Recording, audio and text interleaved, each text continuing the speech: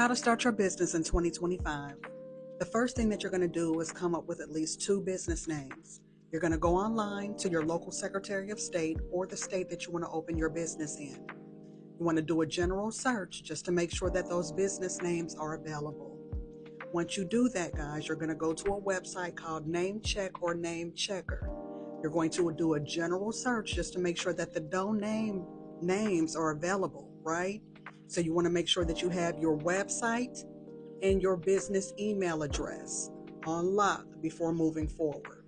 Once you check that off, guys, you're going to go to NAICS.com. That is the North American Industry Classification System. You want to make sure that the business that you want to start is a low-risk industry. You want to take note of your NAICS code because you're going to need that, for other things, okay? It's a dress that looks professional, okay? You can use Regis or you can go to Alliance. I personally like Alliance because they will report to the business credit bureaus, okay? You do not want to work with any companies that have like a P.O. box attached to their business address, okay? So what that looks like is anything that's at USPS, UPS, Office Max. You want to stay away from those, okay? You want to make sure that you have a professional looking business address. So you want to go to the USPS.com. You want to take that business address that you've located and you want to do a search first, guys, okay?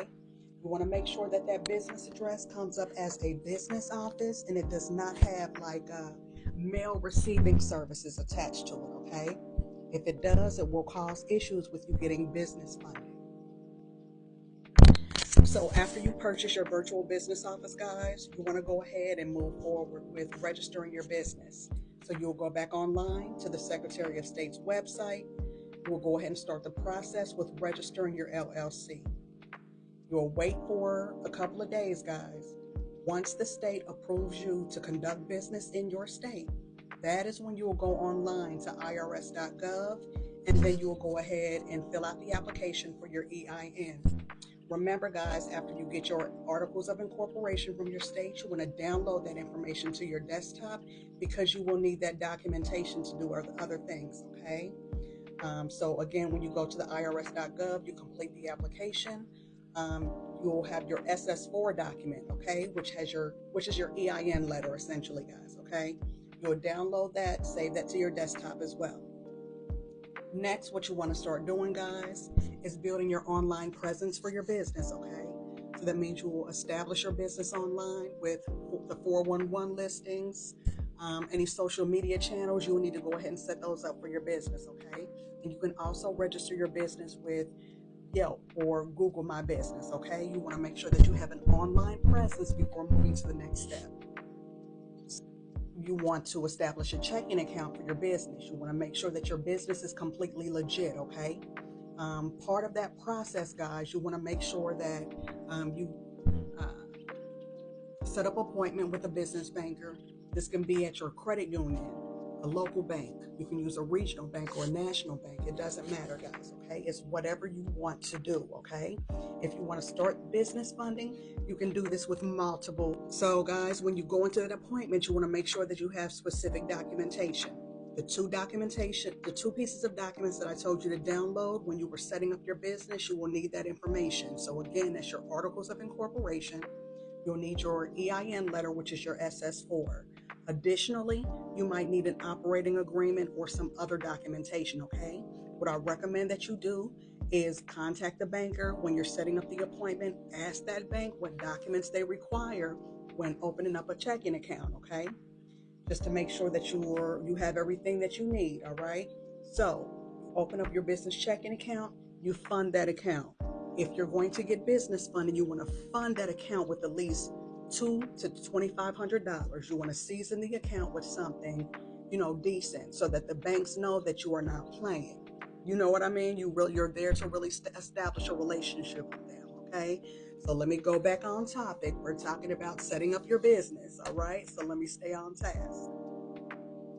So you open up your checking account, which is great. The next thing that you want to do, guys, is go to dnb.com. You want to set up a Dun & Bradstreet account.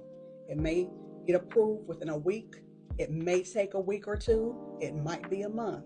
It just depends, right?